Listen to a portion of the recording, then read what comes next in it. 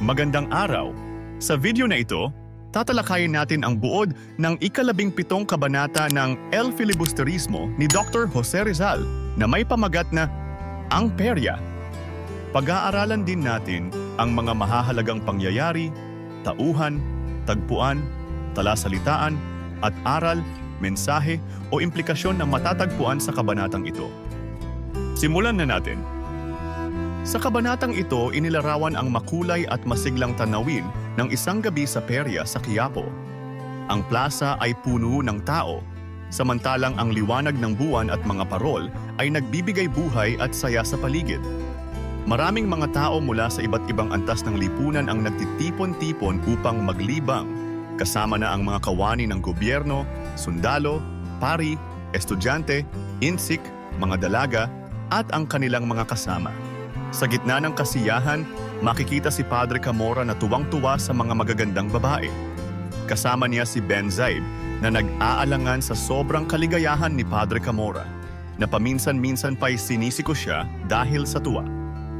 Isa sa mga napansin ni Padre Camorra ay si Paulita Gomez, na kasama si Isagani at si Doña Victorina. Si Paulita ay nagmimistulang buwan sa kanyang kagandahan, na nakasuot ng magarang damit na nagdulot ng inggit at paghanga sa marami.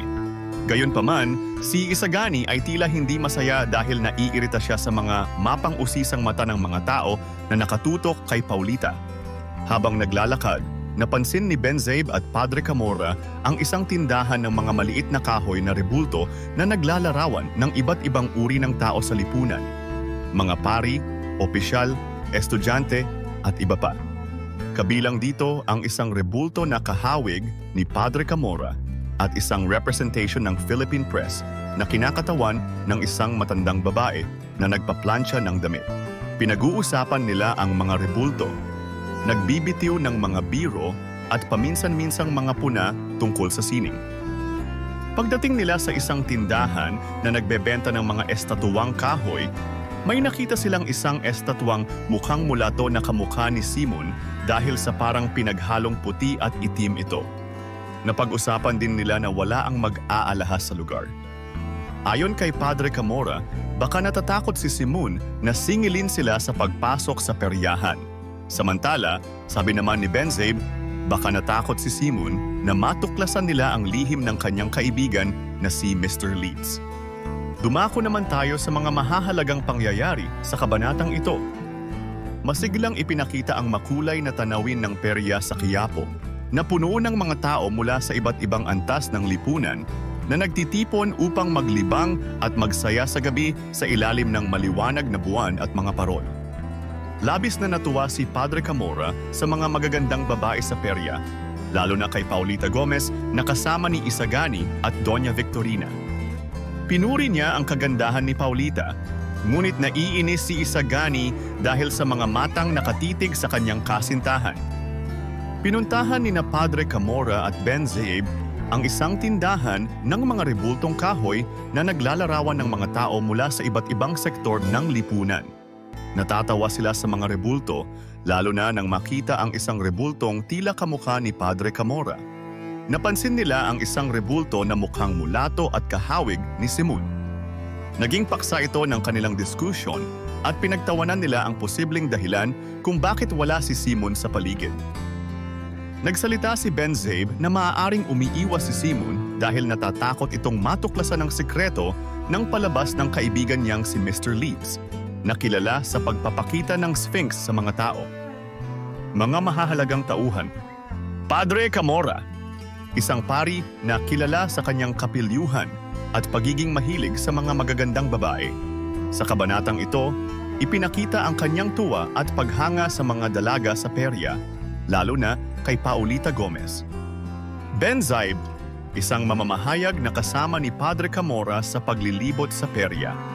Mahilig siya sa mga teorya at pagbibigay ng opinyon tungkol sa mga bagay na nakikita sa paligid, kabilang na ang mga rebulto. Paulita Gomez, ang magandang dalagang kapareha ni Isagani. Siya ay hinahangaan ng marami sa perya dahil sa kanyang kagandahan at elegante niyang pananamit. Isagani, ang nobyo ni Paulita Gomez na nababahala sa mga titig na ibinabato sa kanyang kasintahan. Doña Victorina. Ang tiyahin ni Paulita na kilala sa kanyang kayabangan at pagpapanggap na makabanyaga. Siya ang kasama ni Paulita at isagani sa perya. Simon, ang misteryosong alahero na palaging may mga lihim na plano. Bagaman hindi siya aktibong lumitaw sa eksena, binanggit siya ng mga tauhan dahil sa isang rebultong kahawig niya at sa kanyang pag-iwas sa mga kasama. Padre Salvi, isa pang pari na kasama nina Padre Camorra at Ben Zaib. Tahimik siyang nagmamasid sa paligid at hindi gaanong aktibo sa pag-uusap. Dumako naman tayo sa tagpuan ng kabanata. Ang tagpuan sa kabanata ay sa isang peryahan sa Quiapo. Ngayon naman ay talakayin natin ang mga talasalitaan sa kabanatang ito. Perya, isang lugar ng aliwan na may mga tindahan, laro, at iba't ibang uri ng palabas na madalas binibisita ng mga tao upang maglibang. Kagandahan, ang katangian ng isang tao o bagay na kaaya-aya sa paningin.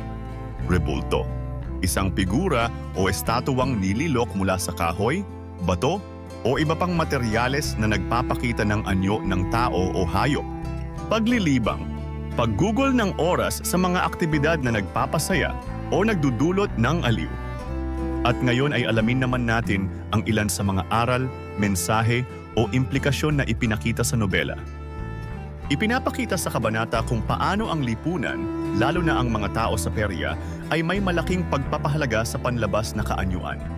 Ang kagandahan ni Paulita Gomez ay nagdudulot ng inggit, paghanga at atensyon mula sa marami, na nagpapakita ng pagkiling ng lipunan sa panlabas na anyo kaysa sa tunay na halaga ng isang tao.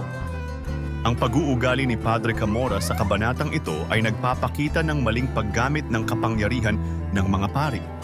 Sa halip na maging huwaran ng moralidad at espiritualidad, ipinakita ang kanyang pagiging malisyoso at pagnanasa sa mga kababaihan, na nagpapakita ng korupsyon sa hanay ng mga alagad ng simbahan noong panahon ng mga Espanyol. Si Simon, na tahimik na umiiwas sa mga tao sa perya, ay nagpapakita ng pag-iingat sa pansariling interes at pag-iwas sa kahihiyan o pagtuklas ng kanyang mga lihim na plano. Ang kanyang kilos ay nagpapakita ng aral tungkol sa kahalagahan ng pagiging maingat sa mga galaw at mga kaalaman ng iba tungkol sa ating tunay na intensyon, lalo na kung ito'y may malaking epekto sa lipunan. At diyan nagtatapos ang 17 kabanata ng El Filibusterismo, ang perya. Ano ang natutunan mo sa kabanatang ito? I-comment mo na ang iyong sagot. Inaanyayahan ka din namin na i-like, subscribe, at i-click ang notification bell para lagi kang updated sa mga susunod naming videos. Hanggang sa muli, maraming salamat sa panonood.